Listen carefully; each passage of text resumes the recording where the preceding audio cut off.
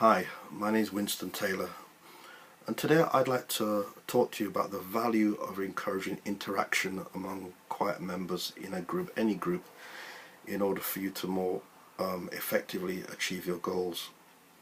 My proposition to you really is that when these people are allowed to speak out, not only do you get the great ideas, but you can also find that the next effective leader going forward.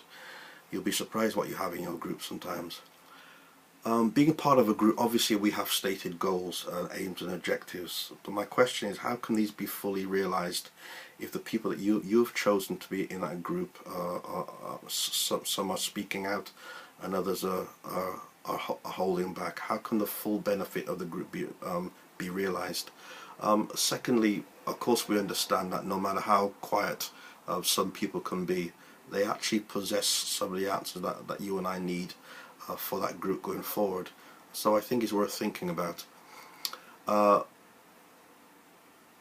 However, I think that we all know that in many groups we tend to find individuals who, while they're supportive, and yeah, they are supportive, they're there on time and they do what you ask them to do, but they don't speak up as they should. And we've got to find a way to bring that out of them, those great ideas, those dormant ideas that are inside of them, and we've got to find a way to do that.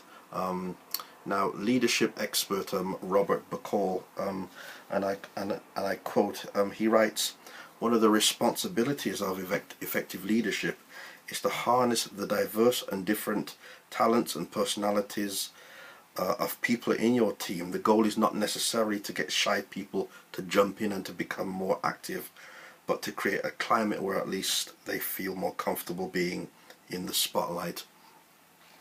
Now, here's a word to the wise. Leaders, we've got to understand that the power of the group does not solely rest in us. There are other people in the group who have power. Not always the leaders, and sometimes that quiet person does have that power, and we need to recognize that. I think sometimes we get a little bit nervous sometimes, that may be the issue. Sometimes we get a little bit nervous about people who become what we call emergent leaders. They're the people who start taking on roles and responsibilities that haven't really been delegated to them. Sometimes an insecure leader can be afraid of that, but I don't think that we need to be afraid of that. I think that we really need to harness that situation, understand the person's heart, and if the person's heart is really for the group's aims and objectives, then we really got to just go with that and ride with that and bring these people's ideas on board. That's one way of encouraging them. So how do we do this? How do we actually encourage these quiet people?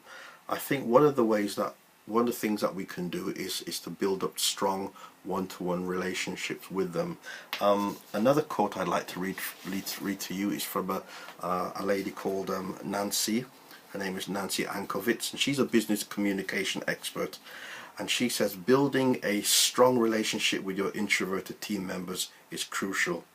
She goes on to say, "It is in those one-on-one meetings held over time where the two of you build trust, loyalty, and a strong relationship." But additionally to that, I would also say that we should be active in encouraging that individual. I think that time should actually be invested in taking them aside and actually building self-esteem as much as we possibly can.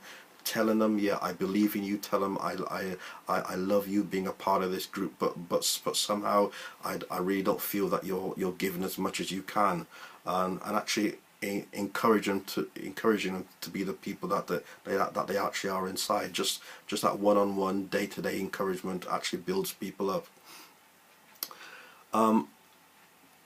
Now, there's a danger there. We can't coerce people into getting involved. We've got to encourage them. It's not about get involved, otherwise you're going to be out. To get involved, otherwise I don't see you as part of this group.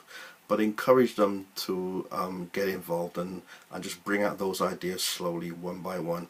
But I think the key thing is that being part of the group, they've really got to be accountable.